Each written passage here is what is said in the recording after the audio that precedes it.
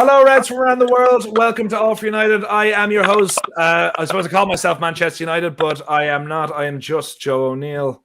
And unfortunately, but some people would like to be me. Not me, though. Yes, I'm absolutely delighted to welcome you all here for this Sunday night edition and the only night we are on this week for Wall of Reds.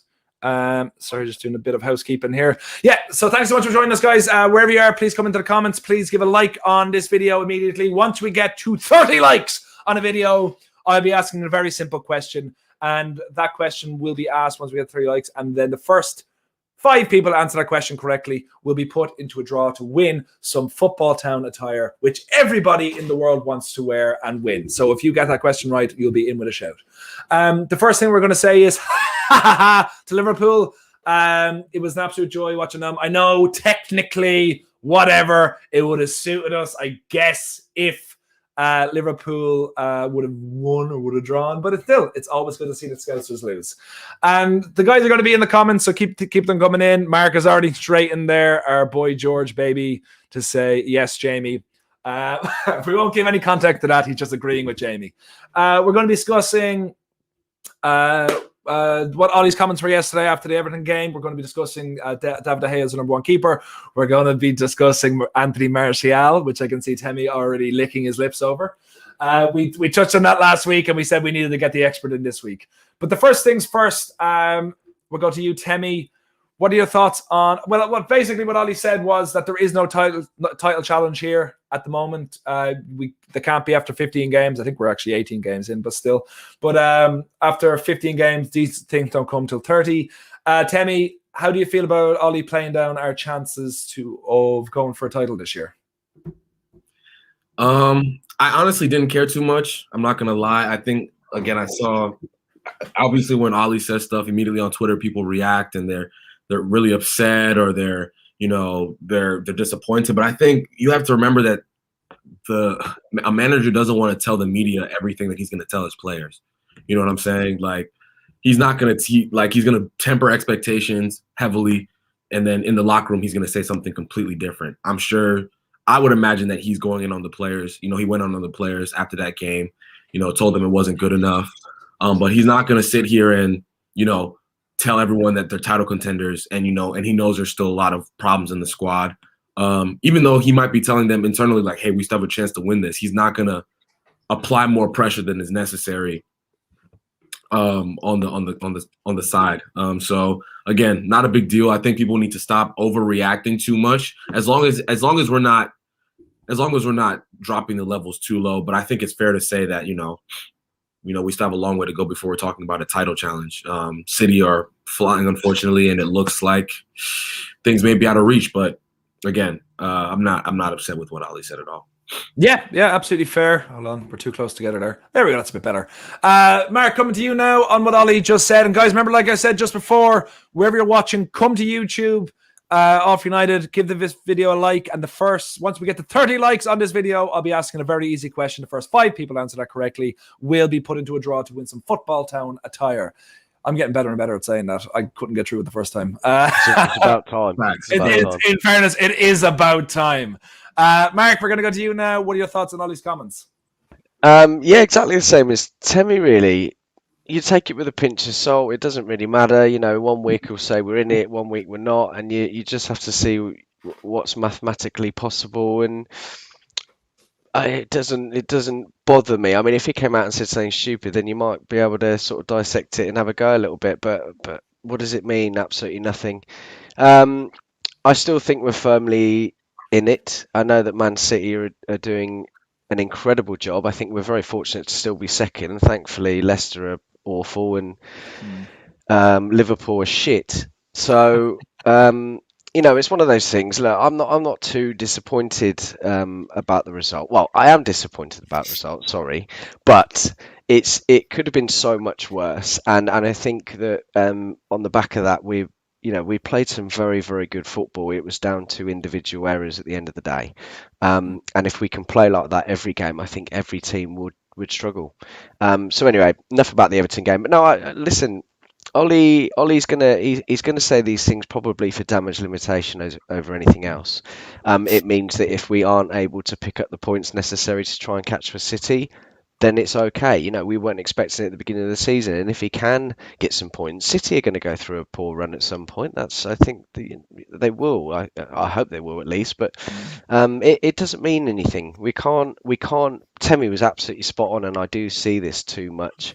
Everybody is way too reactionary, and you need to relax a little bit. It's one game at a time. We have to take it, and you know, we'll move on to the next one. We'll get the 3 points hopefully, and that's that.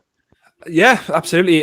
Keane, I'm going to skip over you just for a moment. Not because you're someone who wears a Tipperary jersey one week and a Dublin jersey the following week. It's literally nothing to do with that, even though it's very confusing. And you're wearing blue too.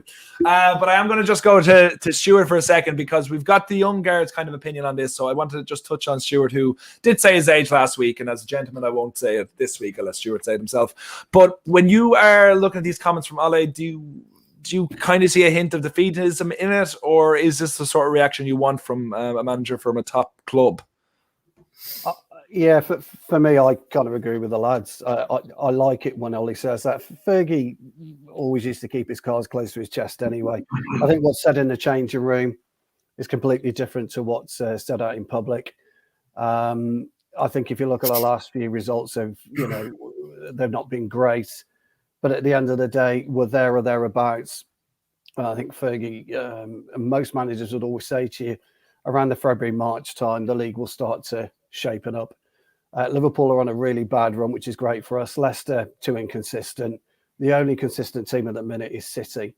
If we can stay on City's coattails, and when we come to them, if there's 6 points in it, 8 points in it, and we manage to win, we are going to be right back in it again. So I quite like what Ollie says. I think Ollie, for me, over the 2 years that he's been, when he first was doing interviews, he was rabbiting the kind of headlights, I think, couldn't believe where he was.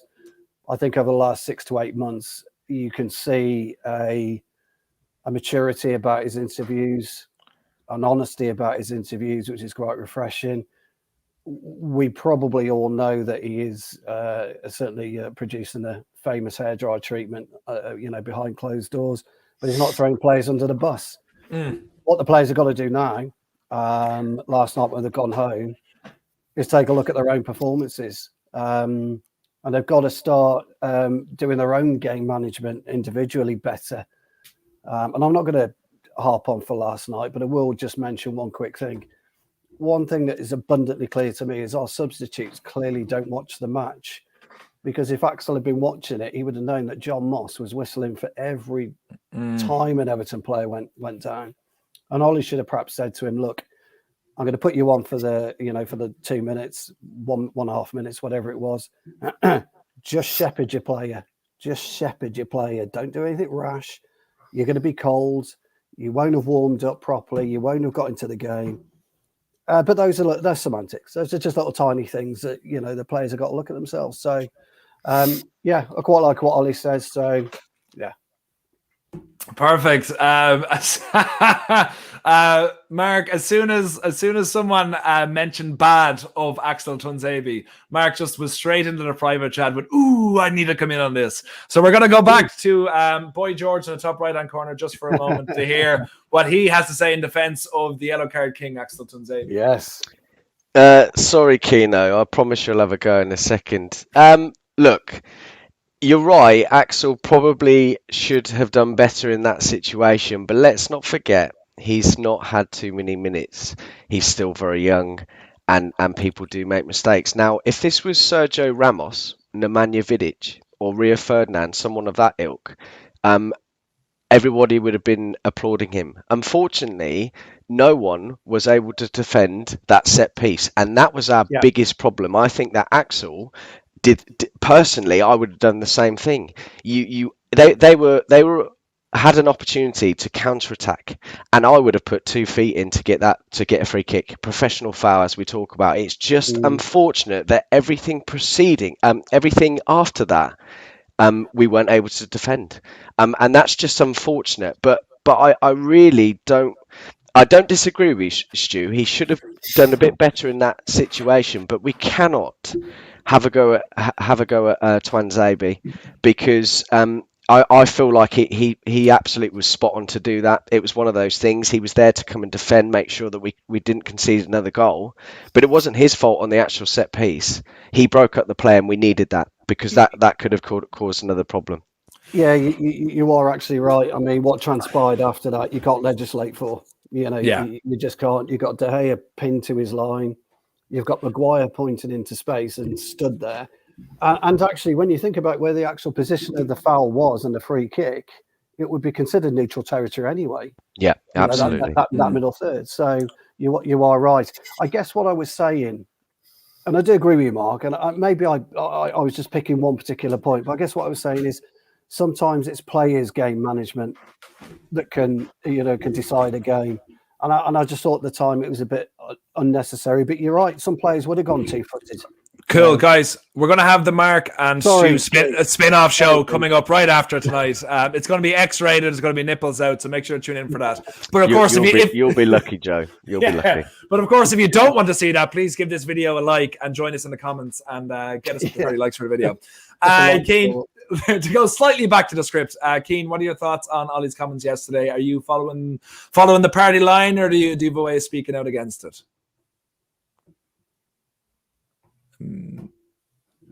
He's taking pressure off the players. Look, I think at the start of the season, none of us had expectations that Manchester United would be title challengers. And look, we went on a great run of form, and we managed to get up in the top two in the league, top the table for a short period of time.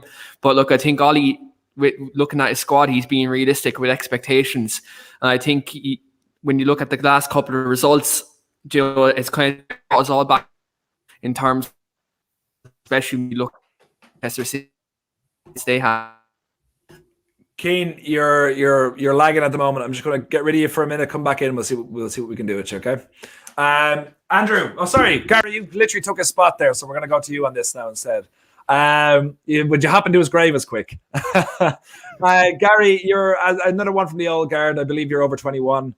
On Ollie's statements, does it ring true to Sir Alex, or is he still a man on his own? Do you follow him what he was saying? I think he's being a little bit honest. I think he's being a bit realistic. I know what you guys were saying last night. We're still in with a chance, but I think he's being honest. I really do. We're getting close. It'd just be nice to keep up in touch with him, though. Carry on doing what we're doing. We just can't afford to keep dropping points like we did last night. If we just try and keep the gap a bit more honest, I think we'll be all right. But I don't think we're going to win it this year, I'll be honest. What I will say is, I think, okay, they haven't got De Bruyne, they haven't got Aguero, but I think when they come back into the team, that system they're playing at the moment won't be the same system they're playing, because they're playing with a false nine. I think once Aguero's in the team, it'll all focus on him. So things might be different. Things might change. Yeah, I have a hot take. Sorry, I went to you twice there. I have a hot take on the Aguero situation. I think Aguero's out the door in the summer, and I think they're freeing up for Messi, if I'm being completely honest. I think things are going to get worse before they get better. I'm going to skip things again, Andrew. I'm going to come to you last because I'm dying to get Jay in. On the new man who is also Irish, but I am still the top dog here. A debut on the show, so please, everyone in the comments, give all your love to Jay here. And Jay, give us your thoughts on what Ollie's comments yesterday, and touch on the game if you want to as well. Yeah, well, personally, I think if you asked Ollie at the start of the season, would we be title challengers, he definitely would have said no. I think it was true to his 2 to 3 year plan in where he wants to be. But as the season unfolded, we found ourselves top of the league. I think he knew, right, that there is a chance here that we can win this league. You're looking at Liverpool being inconsistent. City had a little blip as well earlier on. Leicester inconsistent, Spurs inconsistent. So a part of me feels like he is telling them players, listen, you can go out there and win that league this year. And what he tells us is just, to me, it felt like deflecting the attention off what happened last night, the end result. Because how United fans get nowadays, it's all doom and gloom and Ollie out. And to me, that was just him deflecting that attention. Because I still believe, we're 8 points off, as far as I'm aware, we're 8 points off top spot. So, to me, we're definitely in with a chance of winning it. We've got a 0-0 draw at Anfield with Liverpool to come out to us towards the latter end of the season. We can get a result there, keeps them at bay. City as well. It's the Arsenal the two Arsenal games were kind of what get to me. You know, I think they could have been make or break with this season, but you know, I do actually think he's onto something this season. We definitely could win the league if we really wanted to. But next season to me, it's the 3-year process. I think next season I'll see us kick on. It's kind of similar to the way Liverpool did. You know, like Klopp had some dodgy season first of all, but you saw them building and progressing each year. Yeah. It looks exactly like that's what's happening with Ollie. So it's not the end of the world. We will title challenge at one stage, whether it's this season or next, but we definitely will. Yeah, and that's kind of the topic for tonight, is that we are building roads to get where we need to be. We're going to go to you, and great first comment there, Jay. That was fantastic. Appreciate it. Yeah. Everyone, okay, we're not going to do a round of applause. We usually do it for everyone else, but you don't need it, Jay. You have a backward hat on. You're the coolest guy here. Temmie's very jealous because he's usually the coolest guy, but you've taken that spot, Jay. You can have it next week. Be out. Mark's a bit devastated because he's never been the coolest guy. Okay, Andrew, we're going to go to you to see us out on the Ollie comments yesterday. Are you kind of feeling the same as everyone else, or do you have a different thing to throw on it? I was going to say I agree with Mark's point in that I think the comments from Ollie were like damage limitation. I mean, the team has come a long way since he took over. I mean, going forward, we have a good attacking lineup. It's just we need to stop conceding like easy goals. I mean, our defensive frailties have been evident there all season, but it means in terms of the title, we should still be believing we are Manchester United. So it's a new unique year in the Premier League. I mean, Liverpool, they've lost important players and not on the same level they were. I mean, City are on their good run of form at the moment, but they could still have a blip and could let us back in. I don't know whether Ollie's comments you could interpret it in another way. Maybe he's playing a few mind games with the other top 4 clubs, saying, oh, we're not in this anymore. And then they might start to underestimate us and then we can get back into it. I mean, this run of form we've been in at the moment, it's been patchy, but I think we'll come out of it. It was just a shame from last night, conceding that late goal and then the injury blow to Paul Pogba. Just hopefully he's not out too long, because he was in a good run of form as well and just helping the team very much. So we'll just have to see how the months ahead pan out for us. Yeah, absolutely. But we're kind of all feeling the same way on Ollie's comments and stuff like that he's saying the right thing at the right time, because I think it's been commented on the show several times that he is phenomenal with the media. Like, I've never seen him really rattle. I can't think of any time he's really said anything out of place either. I think there is something building, but I think that's building off the way he deals with the media, which is fantastic. But a comment, I just put up a poll on Twitter because I know there was a bit of conversation going on in the group chat there, not the group chat, but in the live chat, about our goalkeeping situation. So the question I'm going to put out to the group right now, and by the group, I mean everyone that's in this right now and also in the comments. And guys, don't forget, wherever you're watching, come over to YouTube, check us out on YouTube, like the video. Once we get 30 likes on YouTube, I will ask a question, and the first 5 people that get it correct will be put into a draw to win Football Town attire. I'm getting good at that. Is David De Gea the best goalkeeper in the league? No, not right now. All right. No. Absolutely was at one point, but no. Okay. I'm going to go to Jay on that first, since he was pretty much on point with that. If he's not the best goalkeeper in the league, who is? And are we looking at maybe a switch with Henderson now? And are you you're not just basing this off yesterday's game, or has it been for a while? No, so the thing with David De Gea, right? I think if you look from David Moyes' season, 2 under Jose, 2 under Louis van Gaal, and the 2.5 under Jose, David De Gea was by far our best goalkeeper. Not our best goalkeeper, our best player. And it kind of, when he went through this little bad run of form, I think everybody almost excused him, like so much that he'd done for us and stuff. But I think it's getting to that point now where that hunger isn't there. And, whether it's that move to Madrid that never materialized, I don't know. But it's just not there anymore, that level of consistency. And then with a player like Dean Henderson, breathing down his neck, I think probably the time is right at the end of the season to have Dean Henderson finally step in as Manchester United's number 1. In regards to the best keeper in the league, I would have said Alisson up until today, but I don't know. Maybe Everton, I don't know. It's a tricky one, but you know what? Goalkeepers in this day and age, they're getting a lot better. I'm a goalkeeper myself, so I look forward to watching them week in, week out. Nick Pope's a good shout until, he has a blip, Yeah. Jay, Sheffield United. Can I just ask, Jay, are you a free agent? Because you might be able to replace David De Gea. No problem. Yeah.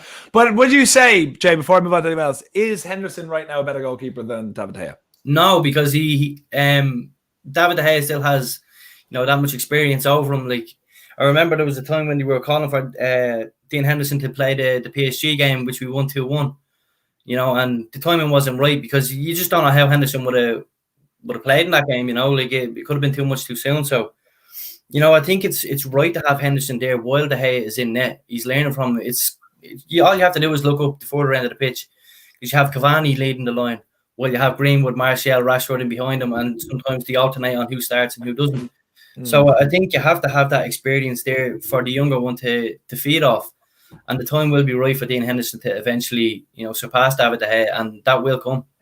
Yeah, that's fair. I think we're going to go to Stuart next on the De Gea topic. Where are you down here? There you are. Go for Stuart. Yeah, I just want to ask Jay if he's a goalkeeper, then what would you have done for the final free kick where we conceded the third goal? Because look, I've played centre half many occasions at a reasonable level of football, and I've been absolutely battered by my goalkeeper. He's absolutely taken me out. He's just to get to the ball. What would you have done? The exact same thing. Not putting you on the spot. Sorry, dude. I just good. I don't want to put you on the spot, but you're literally on the spot right now. You are. But you're right. That's what you have to do. And one of the things I enjoyed, was when my centre half would say to me before every match, "Come clatter me. Just get rid of that ball. Come clatter me." David De Gea just doesn't do that enough. He's excellent shot stopper. We all know that. He was great with his feet initially when he first came to United, and that kind of his distribution really declined. So I think it's just his all-around game now. It's not what it once was. But yeah, he absolutely should have came and clattered the ball or his centre half, whichever. Yeah. Temi, we'll go to you. Same question. Is this the end? No. Relax. Seriously, relax. I hear I take everyone's points. Yesterday, he definitely had a really bad game. But if we look back again, at this season to date, he's had a really, really good season. Post the Spurs 6-1 debacle, wherever essentially the whole team was out of form. De Gea has been really good. I think his like Jay mentioned, his distribution over the past, before this season, declined heavily. Then he came back this season. I think his kicking has been excellent. He's been he's been much more accurate. I think he's saved us a lot of times in this season against PSG. There's some big games, some big saves he's made. Yeah. I know everyone's really giddy for Dean Henderson to jump into the side and be our starter and be the new, fresh, young goalkeeper, but I'm sorry, he's not as good as David De Gea. I understand the mistake I understand the mistakes over the past couple of years are extremely frustrating, especially last season. I mean, he cost us so many points last season, but this season, if we're taking it for what it is this season, David De Gea has been really, really solid. Really, actually, no, better than solid. He's been really, really good. And I'm not gonna overreact to one bad performance. The first goal, obviously, it was his mistake to parry it that way. It was extremely soft. But if we look back in the phase of play, our defenders just get burned for pace, but he gets put in a bad position, obviously, and he makes that mistake. The third goal, Harry Maguire plays him on side, plays the whole Everton front line on side, and that's where the whole scramble comes. You know what I'm saying? So there's a lot of things that contribute to what's happened in that game yesterday. But I'm not going to overreact and say Dean Henderson should be starting in Premier League games over Kevin. I'm not doing that at all. Cool. Temi, not at all on the fence there. And we've just been joined by Abdul as well. So Abdul, we are going to go straight to you with this question, since you can't be swayed by Jay's way of thinking and from Temi's way of thinking, and then we'll get to everyone else in the middle in the end. Tactical side of things, we are discussing De Gea.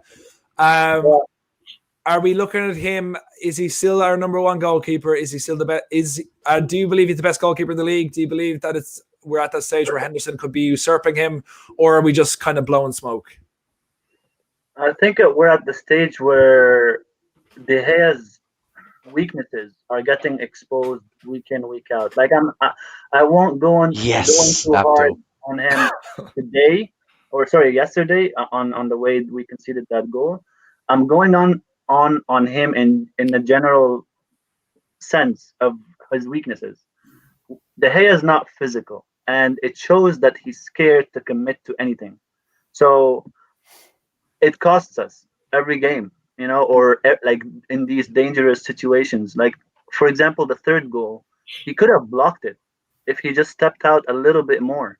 He could have blocked Calvin Lewin from scoring that equalizing goal. So everybody knows it in the league now that De Gea just sticks to stop shot. He's a shot stopper. That's it.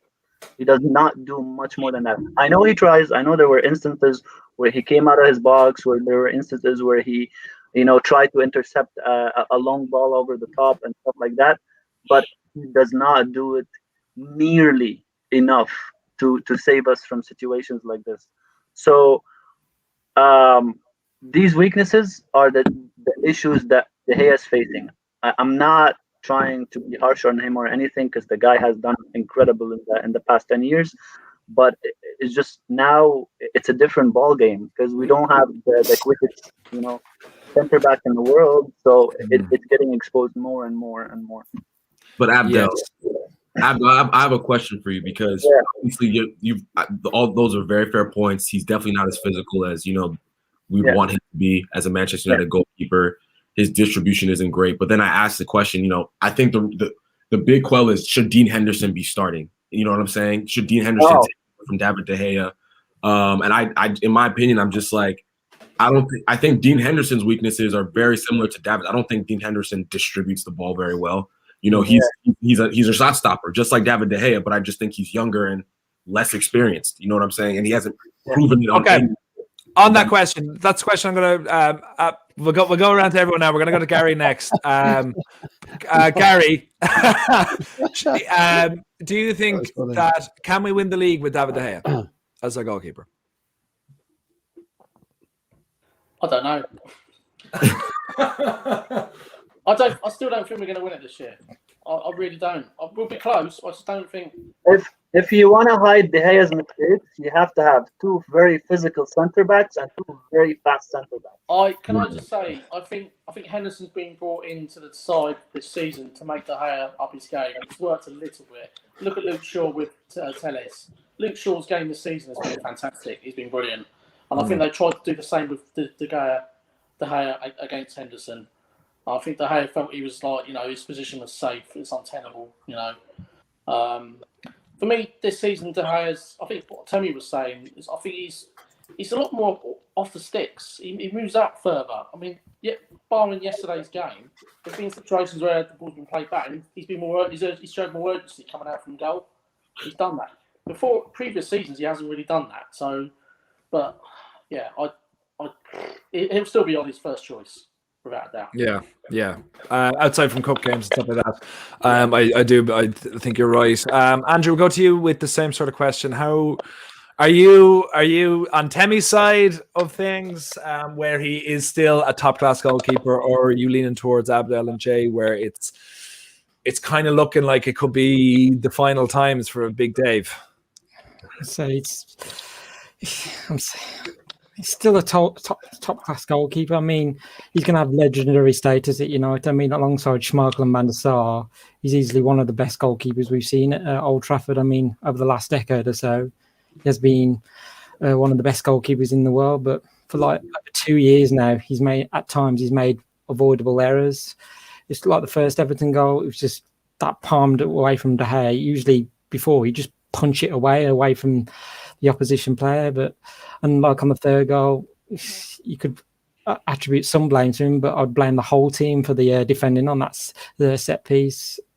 Is he finished at United? Far from it, but at some point, the errors he's making is going to cost him. I mean, if you look at Anthony Martial, I mean, he's been out of form, and now Edison Cavani's in the side, and now he's scoring the goal, so it's keeping Martial out. But I mean, on Tuesday against West Ham, Henderson will come in, but it's just the key will be next Sunday against West Brom. Who will Ollie choose? Will he choose Henderson or De Gea? I think he will go with De Gea because he still trusts him. But how long does he go on when he could start making even more mistakes? But he's still a top class goalkeeper. Yeah, absolutely. I was just thinking there, as you were saying, Andrew, like we as Man United are an incredibly kind of sentimental club. I kind of feel like for the most part, like the likes of, Giggs and Scholes, we held on for their entire careers up until one was 38, the other one was 41 when he retired. But it kind of feels like even after that, we do tend to hold on to players now, since Ferguson left, for just that bit too long. And whether we sell them, we don't tend to sell them, or we don't tend to let them just run out their contract if that needs be. They tend to be kept on for too long. Do you kind of feel like this is happening with De Gea? Do you feel like, I know it's revisionist history, but do you think it would have been best for us if we did sell them to Madrid? Is anyone on to hop in with that, or I'll go to Stuart anyway because you're next, but I'll let everyone else think about that. Sorry, you're muted, Stuart. There we go. We're looking at selling De Gea to Real Madrid. Do you think that we wish that to happen now, or did that work out perfectly, that having De Gea after that time? Do you know, I would have kept him anyway. I wouldn't have sold him because at that particular time he was probably the world's best goalkeeper. I really agree with Abdul. I think our centre-half issues have got a lot to do with De Gea not commanding his area, not commanding his box, not being vocal enough. One of my all-time favourite players at Manchester United was Schmeichel. He was a missing piece in a jigsaw puzzle that Fergie was starting to develop at that particular time. And he had a rocky first few games, I think. I think he conceded quite a few in his first 3 matches, but he, grew into the side, matured, and became a great player. I think with De Gea, where we are now, there's probably arguments at some point over the last year or two to start Romero. We haven't got that luxury at the minute because the club's upset Romero. So do you give Dean Henderson a shout? I do like him. I think he's young, he's hungry. But if we've got any aspirations of winning the title, you're going to have to go with experience. But he's going to have to up his game at the same time. And so, no, I would have kept him. I'm glad we kept him. I take your point about do we hold on to certain players, past their sell-by date. There's a raft of players that we've got in the current squad that are past their sell-by date. And only now will we start to see those move. The goalkeeper, you have to bear something in mind about goalkeeper. It's such a specialist position. You just can't throw anyone between the sticks. It just can't be done. And that's the problem with a goalkeeper. And maybe unless you're John O'Shea. Yeah, yes. Well, John O'Shea or Rio Ferdinand, maybe. One Irish reference per video. I'm happy with that. Okay. But I guess that, looking back at it now in hindsight, if we hadn't upset Romero, we have an able deputy there. We really do have an able deputy. And maybe he could have come in and steadied the ship. I don't know, but Abdul, that's the first time I met you, but you're absolutely spot on about the issues between the closing down and the distance between the centre-back and De Gea. Absolutely, 100%. So, you're going to get used to saying that about Abdul because he tends to be right about everything, the bastard. Well, he's certainly right. Mark, we haven't actually heard from you yet on this. First of all, the future De Gea, is he still our number one? And are you comfortable with Dean Henderson coming in as the future number one, which will happen maybe sooner than later? We'll find out by the end of the season. Yeah, I'm very happy about Dean. I think this is the first time in a while we've had two. Well, I know Romero was very good, but where we're so comfortable with our goalkeepers. Now, David De Gea has been on the decline for 4 years. And this goes back to something we've spoken about before. Wayne Rooney came through the ranks and was playing first team football week in, week out at 18, 17, 16. Okay. That means for a player, especially as a forward, you're gonna lose your ability and your stamina very, very quickly. And we saw him from about 28, 29, 30 really drop off. And that's exactly what's happened with David De Gea, I feel. He came through Atletico Madrid at 17, 18 and was phenomenal, was playing week in, week out. But I think that has had a detriment on him at this point in his career. You don't normally see first team keepers come through until maybe 24, 25, 26, 27. And then they go on for those sort of 13, 14 years because they can do so. Now, if I look at it pragmatically, Henderson's distribution is much better than David De Gea's. David De Gea, if he lets in a goal or makes a mistake, his head drops. Now, I can think of many occasions, one in particular, Henderson against Sheffield United, the first game. the first time round. He made a mistake, but that didn't drop him at all. He made some superb saves and looked very good after that moment. His distribution is much better. He conceded less goals at Sheffield United last season. At Sheffield United, you can imagine how many shots Sheffield United had at him. And he was able to have a better save ratio and concede less goals than David De Gea. I think that says it all for me. Now, I love David De Gea. I think he still is a very good goalkeeper. But the only reason why he's still number one and was able to improve his ability, or at least improve his form at the beginning of the season, is because Dean Henderson came in. Now, that's only going to take you so far. At what point do you draw the line and say, okay, we need to give Dean Henderson a chance? He has not put a foot wrong in my eyes. He's very young. He's very hungry. And I honestly feel that Stu hit the nail on the head. And I'm really surprised that, that no one else really mentioned this. But he commands his box so much better. Now, the defenders should have done a better job in that scenario. We can't put all the onus on David De Gea, but if he was able to command and be more vocal, they would have done a lot better, I feel. And can I remember a time where David De Gea was physically aggressive, not in a bad way, but physically aggressive towards catching a ball? No, he had problems from the very beginning, and it was only who's the coach for goalkeeping coach? Was it Mullenstein?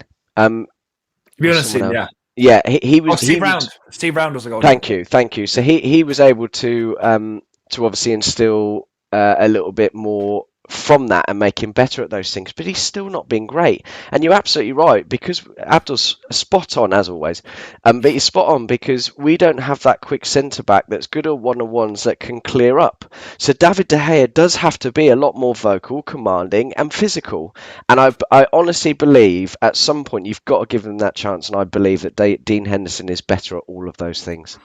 Oh, very big shout. I did just put a poll up on Twitter about who do we believe our best goalkeeper is, and we are, hold on, I should have this ready. 41 votes in, is 66% to Henderson and 33% to De Gea. But that's a little bit reactionary from yesterday's absolute shit show when we had 3 shots on target and conceded 3 fucking goals. Very, very, very, very, very, very frustrating. Very frustrating.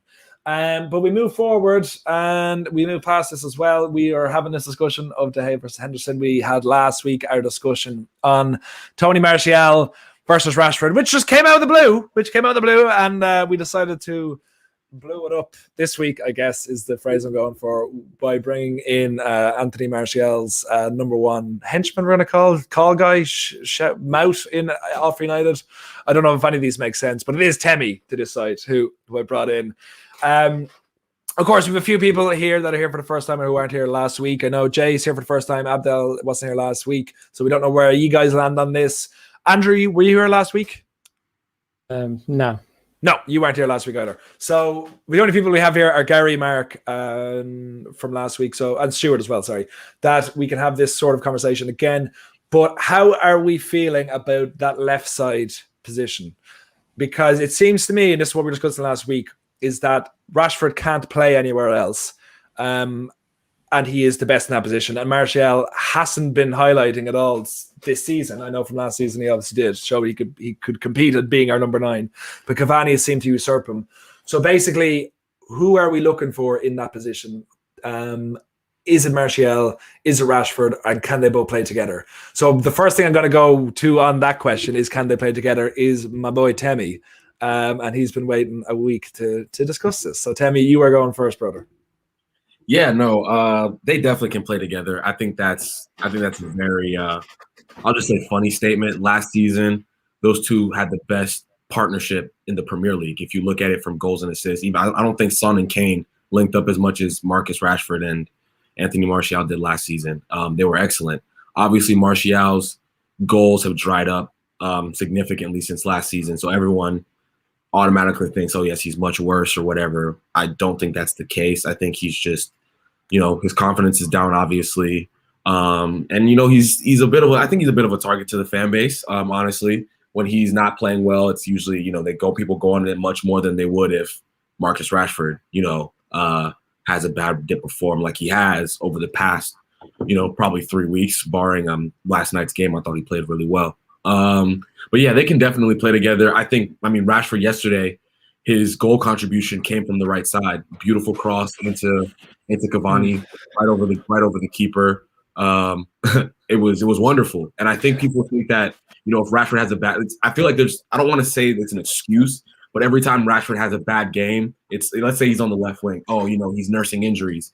If he's on the right wing, that's not his favorite position. That's why he played bad. But I think it's just he had a bad game, and it's that simple. I think he's equally as good on the right as he is on the left. I think obviously when he's on the left, he gets the opportunity to cut in. But I think yesterday, and I think the past couple games he's played on the right, it's helped Aaron Wan-Bissaka tremendously because he has someone who's a bit more direct on that side. He gets to overlap a little more, and we look stronger as a team, honestly. And Mason moving to the left, there's the ability to have a little bit more fluidity. I saw Mason move to the right at some point, and then Marcus move back to the left, and vice versa. So yeah, I think Martial, when he gets back in form, and he most definitely will, is going to be an excellent option for Ollie on the left if he wants to play the number 9. But Marcus and Tony can definitely play together, and I proved that over the past couple of years. Okay, very interesting. I'm going to skip a few people and go straight to Abdul because I'm really looking forward to his thoughts on this. Would you be in the same boat as Temi, Abdul, or would you not be as confident the two of them can work and give their 100% if they're both playing on the same team together? And you're muted. We're talking about Rashford and Martial, right? Yes. Yeah. It depends on Martial, really. It doesn't depend on Rashford. It depends on whether Martial is going to develop to be that number 9 that he wants to be, apparently. He really wants to be that 9 position. So if he can develop that, if he can be, I'm not saying as good as Cavani, but if he can reach that close to that level, then yeah, Rashford and Martial can play together, and they have this sort of connection. I know we didn't see much of it this season. Like last season, they were like the duo that assisted and scored from each other the most, I guess, last season. But if Martial is not able to be that number 9 in the box that makes runs, that holds the ball up in the box and be physical with center back, then it's gonna be hard. It's gonna be hard for both of them to play at the same time. It's gonna be more like we interchange them on the left than anything else. And Abdul, you're saying it's hard for them to play together. So who would you start? Instead of Martial, I'd start Cavani at the moment. No, but if you had a choice between starting Martial or Rashford, would it be Rashford? It depends on what you want to do. So if you're playing a team that you're trying to get in behind, I would play Rashford. If you're playing a team that you want to take the game to them in sense of you want to be the player, you want to intricately link up, I would say Martial because he's technically more gifted than Rashford in terms of ball control and tight areas. So yeah, it really depends on the situation.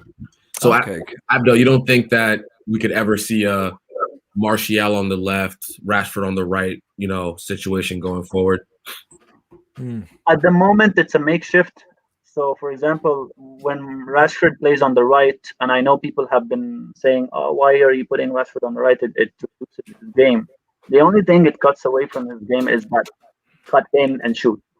That's the only thing. But Rashford is really gifted with seeing some great, delivering some great balls into the box or switching the ball from in. So he plays that role of the right winger creator part of the game.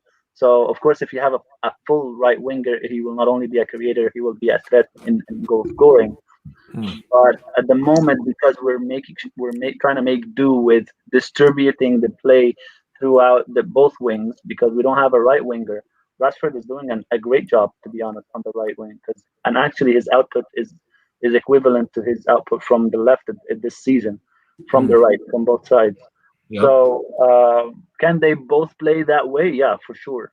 You can put Martial on the left, you can put Rashford on the right, and it will be great as well.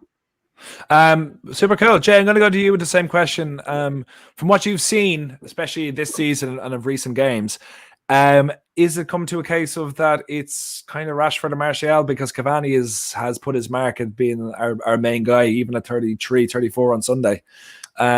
Is it a case of one or the other on the left, or can you see Rashford as a right winger, even though it's more makeshift as he's been playing lately? I don't even think it's a case of one or the other. I think it's a case of Rashford and Cavani both starting, because, you know, Martial has been very frustrating to watch this season, and obviously, like, his talent is clear to see. Like, everybody here knows just how good he can be, and it's a funny one, because if you remember when he first came in, he had a great season with Louis van Gaal, and then Jose comes in and brings in Zlatan, and all of a sudden Martial's nose is turned out a joint, and then, you know, he goes through that whole process, and then just under Ollie, he starts to have under Ollie's first full season, he has his best goal scoring season. And now Cavani comes in, so it looks like he's not up to the challenge again. It's like he doesn't want to compete or something. I don't understand it, because it's definitely frustrating. His talent is unbelievable. But going off this season, you have to play Rashford. Rashford's 15, 16 goals this season. You know, Martial has 4 or 5. It's a no-brainer to me. The funny thing as well is that on the right-hand side, obviously that's where Mason's playing, and they've been actively looking for a right winger, obviously with Jadon Sancho previously. They're bringing in Amad Diallo, and yet still possibly going to bring in Jadon Sancho again in the summer, because, you know, Mason's going to be breathed into the number 9 in the future. So it looks like it does kind of look like the writing is maybe on the wall for Martial, but unless he starts turning things around, I don't think he'll have a long future at Man United.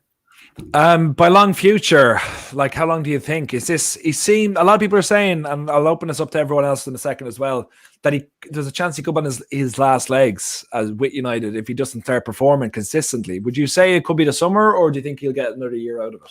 I think he will definitely get another year, because, you know, again, there's also this Erling Haaland talk, which I don't think we're going to get, but that's, you know, that's always going to be floated around there. It always seems like we're actively looking for a number 9. So if he can't produce the numbers that he produced last season on a consistent basis, Ollie's just going to look elsewhere. And the thing with Ollie is, you know, if you're having a dip in form, he can understand that, and he'll give you time, and he'll give you chances to work around that. When he takes you out of team, you're not coming back.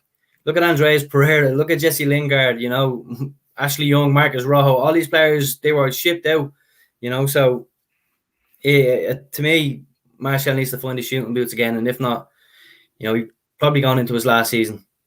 Okay, that's a very, very big shout. Gary, we haven't heard from you a little while. Oh, hold on, we'll go to Andrew first just to get all the new people's perspective. Then I'll go to you, Gary, next afterwards.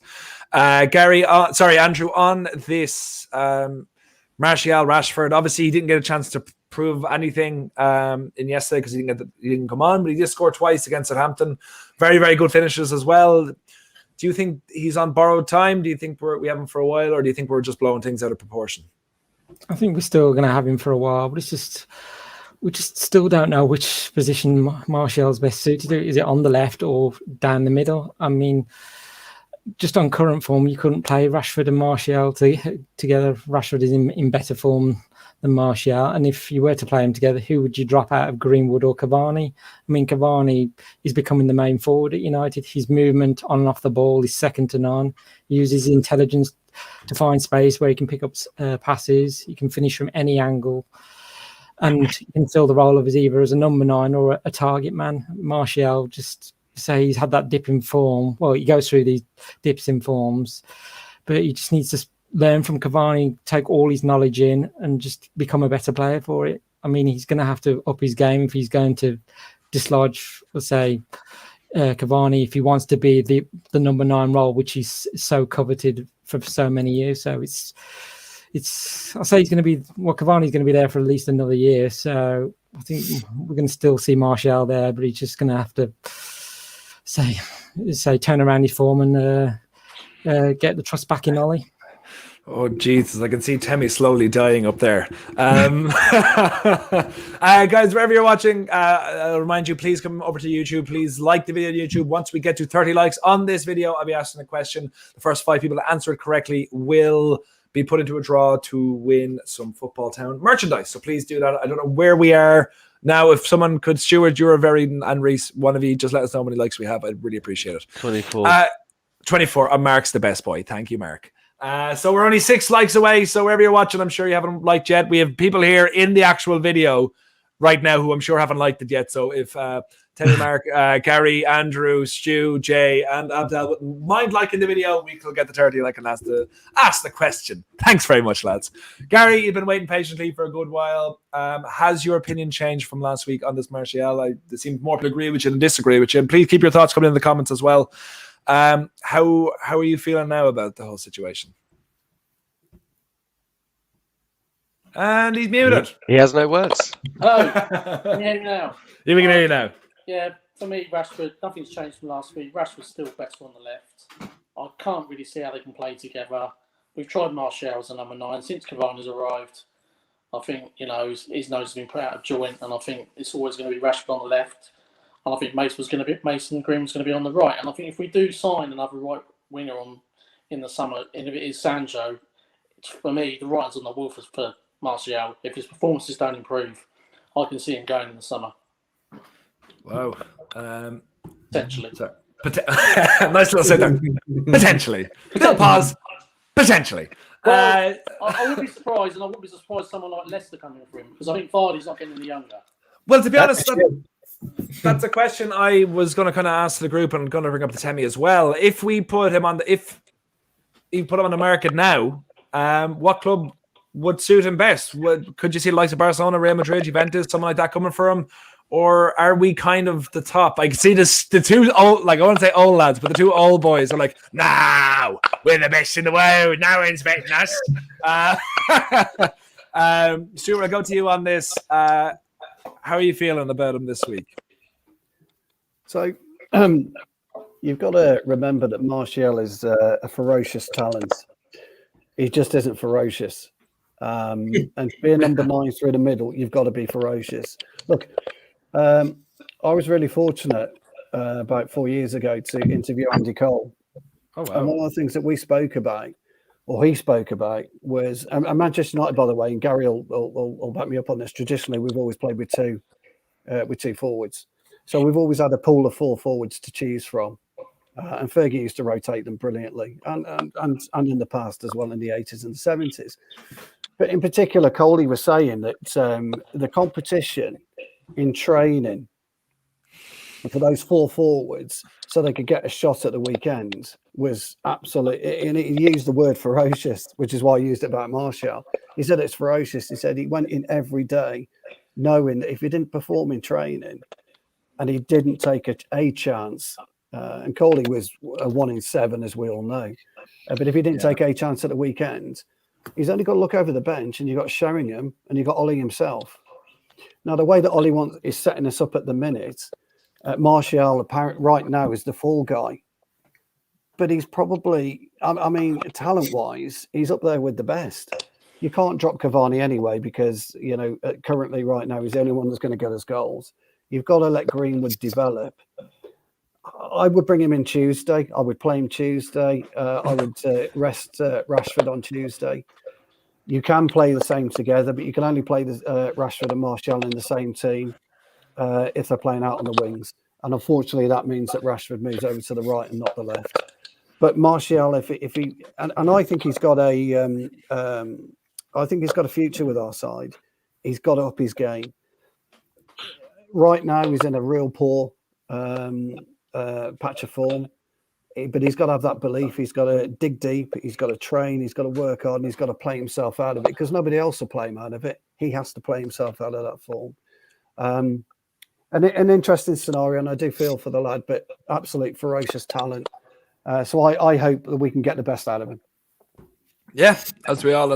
And I've been saving Mark for a little while because I wanted his anger to build up somewhat, and he just put into the group chat, "I am so ready." So prove us, Mark. What from listening to everyone, what do you got to say? Okay, first of all, we do know that Rashford and Martial can play in the same team, but now that Cavani is in, that is not going to happen. Second of all, Jay, you've made some wonderful points tonight, and 2 points in particular. So thank you for those.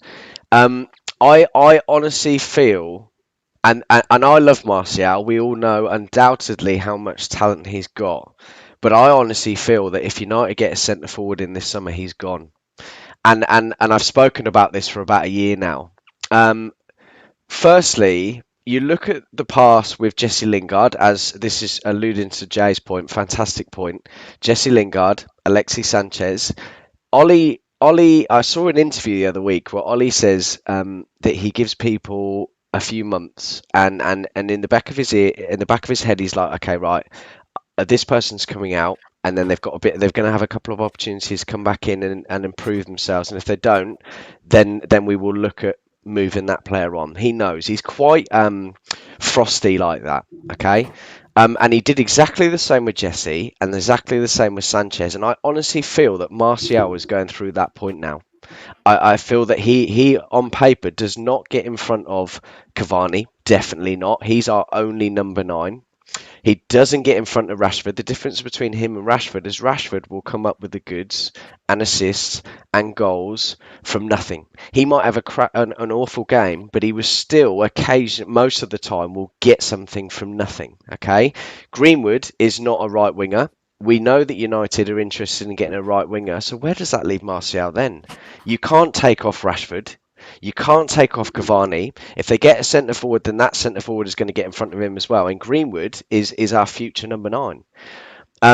So that's my first point about it. I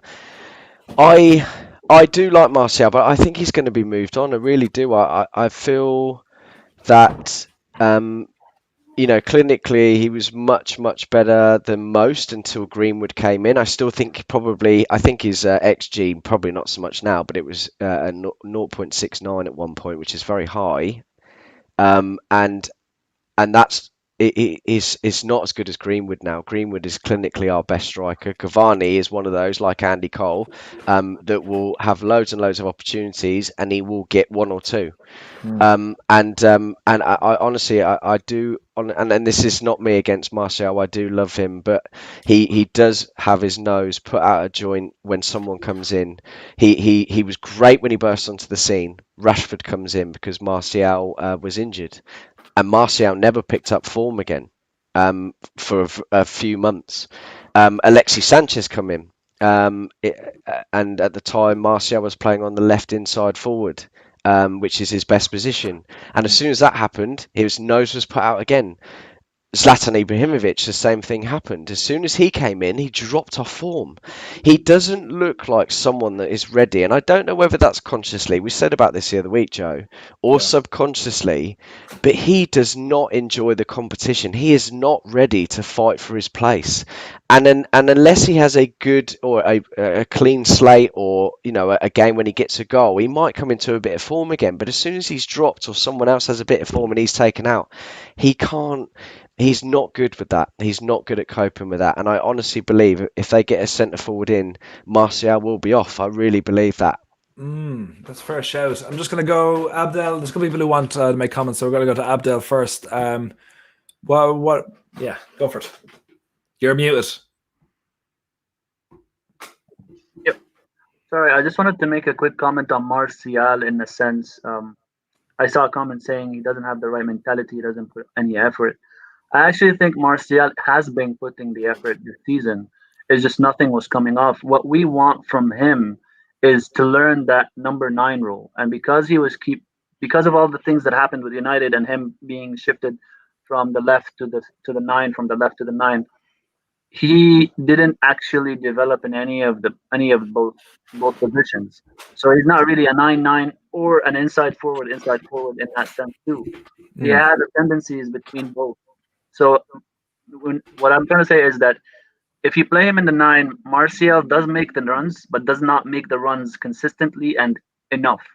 When you play him on the left, he cuts in, he dribbles at players, and sometimes he does not do it enough. So, but in terms of effort, like like pressing players, putting a shift in, Martial has improved a lot since Ollie came in. And even in this season, maybe he's not getting the goals, but his effort improved. Like the only exception would be the Sheffield United game. Maybe there's another game where he didn't put a good enough effort. But Martial's off the ball work and movement have been good, and they have improved dramatically. But he's just not happening for him this season. Now, whether or not this is because of Cavani and he doesn't want the competition and all that, I will leave that to Mark. I don't know. Maybe it is. Maybe it's not. But in terms of actual work off the ball, he's actually working. Like I don't want him to be scapegoated because of that. The only thing that we actually want from Martial, and he wants from himself too, because he wants to play the number 9, is to actually purely focus on, if I want to play this role, I'll put 100% effort into this role. Yeah, and be that role. Absolutely. I'm just quickly. I'm just going on track record, Abdul. You know, this is 4 or 5 occasions now where a new player's come in, and I think that I don't think he does it intentionally at all. But I honestly feel that subconsciously, he finds that competition. He wants to be the main man in whatever spot that is in the front three, and if someone comes in, he's not good at dealing with that. But it's not intentional. There's context to that, though. There's context that I can, all those situations you mentioned, the Zlatan one, the Alexis Sanchez one, the Rashford one. There's context to all of those things. Obviously, like you mentioned, when Rashford came in, he was injured and he came back into the side. It took him some time to pick up form. Mourinho did not like Anthony Martial. Didn't really like Marcus Rashford that much either. I remember when Alexis Sanchez came in, Anthony Martial was in great form. All of a sudden, they overspend on Alexis Sanchez, push Martial. He pushes Martial even though he's playing well. And obviously, you know, things don't go well after that. The Zlatan one is the only one I probably say the Zlatan situation is the only one I probably say he probably dropped his head because they took his number from him, and you know, he stopped playing in big games. And it affected his confidence. That's the only time I'll say that he dropped his head. The Cavani situation, again, he was going to get playing time regardless, whether it was on the left or through the middle. Obviously, the whole team started off the season slow, and then he gets suspended. You know, he's out for 3 games. Does well in the Champions League, even though he's not scoring goals. I thought his performances went well. And then I think recently, I would say in the past 2 to 3 weeks, I'd say he hasn't performed well over 90 minutes. But if you look throughout the games that he's played this season and look at actual, like, what he does for a full 90, he makes our side better by the way he plays. Obviously, his shooting boots haven't been there this season at all. But when people start questioning his heart, people start questioning his work rate, I'm like, do people watch Marcus Rashford? I mean, it's nice to run around and chase the ball, but if it's aimless, to me, it doesn't matter. And I think that's what happens a lot. Marcus Rashford, you know, he'll run to a winger after he gets the ball, then the ball moves again, he starts jogging. It doesn't. I think Marcus Rashford's work rate versus Anthony Martial's work rate isn't that. There's very minimal difference in my opinion. It's just the perception of the player. People perceive Martial to be perceive him to be kind of moody. You know, he's not a smiley guy the way Marcus is. He's not as outgoing in his personal life. And, you know, people just view him as a guy who's kind of, you know, not happy, or when when he's out of form, people start saying, oh, he's dropping his head. I just think he's a quiet guy, and I think his face is that's just his face. Honestly. His face is ice cold, isn't it? Yeah. He just has an ice cold face, and people use it and say, "Oh, his head's dropped." Listen, I don't want you to hold on for 1 second. We can all agree that now Anthony Martial needs a facelift. Fine, we'll put a group together and we'll put money for that. But I'm gonna just spread around the comments a little bit because there's a couple of people just enjoying the view at the moment. So I'm gonna go to Jay first. Jay, you put in there. You've any thoughts on what's being said? And you mute. Yeah, I agree a lot with what Timmy said. He made some good points, and as well as the other lads, they all made some very good, valid points. But I think, you know, Timmy mentioned it about the number 9 jersey, and when Ollie was made permanent, Ollie said, "How about that number 9 jersey again?" And we seen his best season, didn't we? You know, he because he knew he was the main man, and again, so when Cavani comes in, we see this knock-on effect. But I agree with Timmy when he says, you know, Martial has had some very good performances this season. He has. Like, we've all been in agreement here how good of a player he is. But ultimately, you are paid to score goals. Like, it says a lot when, you know, your attacking midfielder is your top goal scorer. You know, Bruno Fernandes has 18 goals this season. Martial's on 5 or 6, maybe, you know, Rashford 15 or 16. Mason's 2 or 3, you know, not a whole lot. So it says a lot. So it was put up or shut up this season for Martial, and he hasn't done it. Ultimately, that's the be all and end all. He needs to get his shooting boots on if he wants to have a career. I would love him to have a career at Man United. It just comes down to whether he wants to fight or not, because I do think it comes down to that. I think he enjoys being the main man when no one else is around. But when there's someone there, like it's a frustrating thing, because you have Cavani there who you can learn so much off. Same with Zlatan, you can learn so much off. And yet you just, you know, your performances don't live up to par anymore. You know, it's a very frustrating thing. Yeah, absolutely. Stuart, I'm going to go to you next. Comments? Yeah, I just wanted to say, actually, sometimes you have to be careful what you wish for, because Ollie's going to have a balancing act to perform in the summer.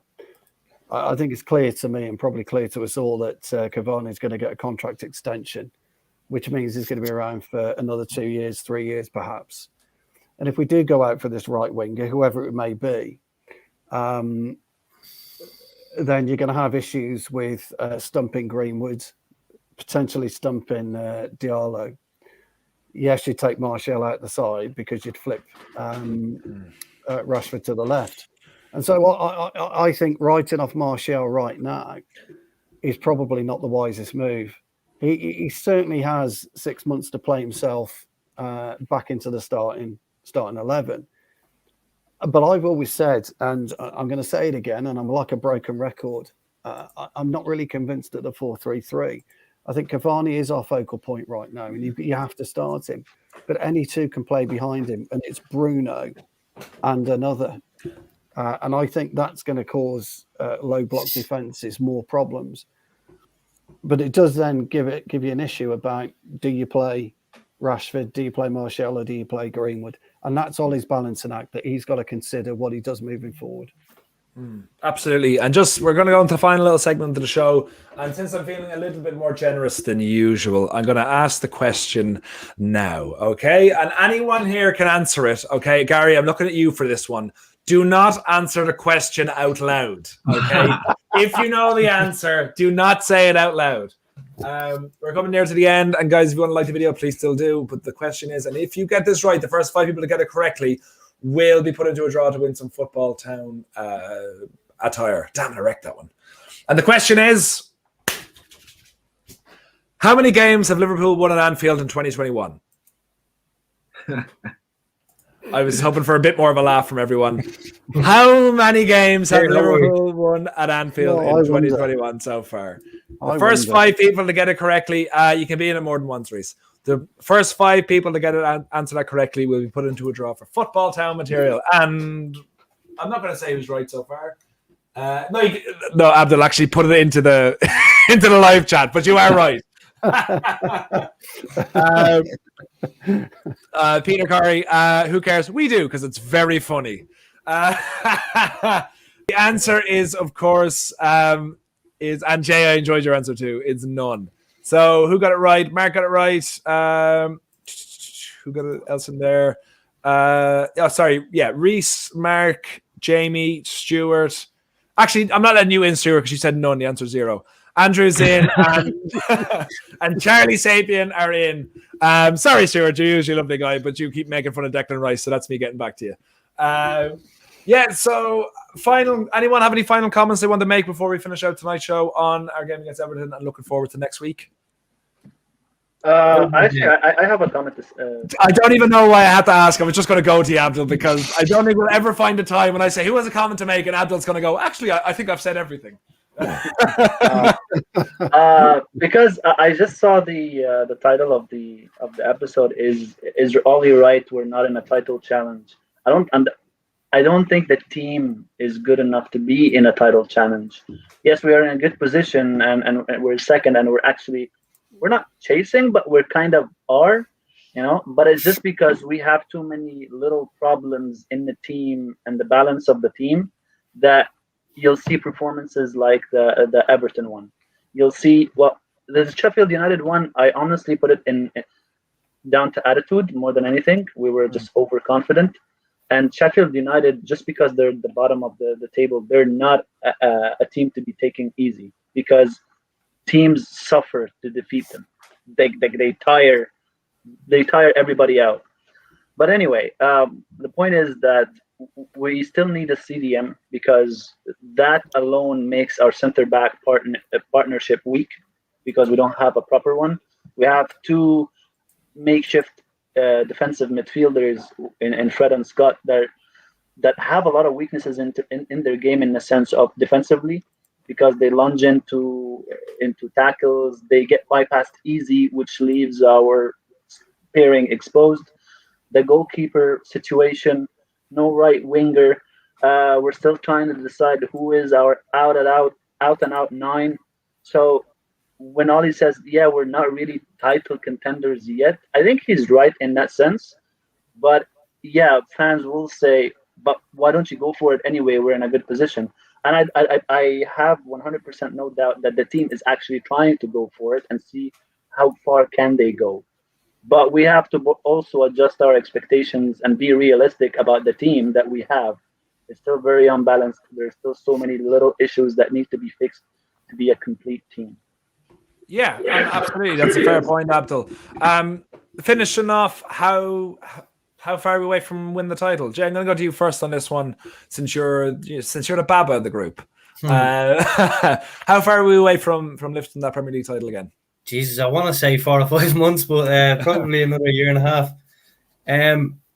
It's not the be all and end all at Man United. Like, I know last night's it says a lot when you come away with a draw feeling like a loss. It kind of says a lot about your progression, how far you've come, especially under Rolly. I don't think many people gave him a chance, but he's building something good. What frustrates me is the summer gone.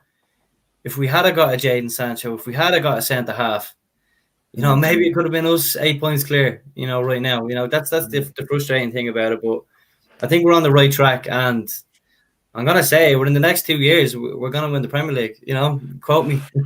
Oh, well, we literally can, because you've just said it on screen on your own. Go ahead. I'm here for all the smoke. Well, you're getting popularity, and you got, I think, 2 years. Yeah, absolutely. That's fair enough. Anyone else? I'm going to give one more person a chance to make a closing statement before I finish up, because I'm very tired and I'm in work tomorrow. And since Gary put his little finger up, we're going to go to someone else. Only joking. Go on, Gareth. See us out tonight. I think the team needs to experience winning the trophy this season. I think second in the league would be excellent. I think if we win a cup, like an FA Cup or the Europa League, that would really do put the team in good stead for next season's title challenge. So I really do think, carry on where we are in the league. I can't see City dropping many points this season. So I think just keep pushing them all the way, but try and go all the way for the FA Cup or even the Europa League. That's my opinion anyway. I think they just need to experience winning a trophy. Yeah. I also think a huge factor is if City, I think once City lose Guardiola, I think there is going to be a vacuum. Similar, but obviously not the same magnitude as when Ferguson left. But there will be this kind of air taken out of them a little bit. So if that happens this summer, which looks like it could happen, especially if they win the Champions League, which let's hope to Christ they don't, I think that's when next season will be our chance to pounce, especially since Liverpool I don't think they are going to be the same force that they were over the last couple of seasons for another 30 years or so again. But that's been our show, guys. Big love to everyone that has joined us both in the comments, both on the show as well. Big love to Jay. This is his first time being on as well. So make sure to, he will be back because he's nothing else to do because we're in lockdown. So thanks so much for joining us. Temi, are you previewing tomorrow? Yes, indeed. Yes. Preview Q&A show coming out tomorrow, so make sure y'all watch that. Do you know what time you're on it yet? I'm on at 10 p.m. 10, isn't it? Yeah. So make sure to check out Temi previewing the West Ham game of the FA Cup 10 o'clock tomorrow night. Then on Tuesday we'll be playing West Ham, so we'll be there for the pre-game and the post-game, and Cardiff will be live on Twitter, so make sure to be there for that. It was Women's Weekly on Thursdays. Waller Reds again will be back, I think, on Wednesday. We'll start there during the week, and then we have all the football again Saturday and Sunday. But the only way to find it is by subscribing to the channel, by liking the video, and being here with us. So until then, from us and from me, from the lads, from all of us, thanks so much. and we'll see you soon. Thanks.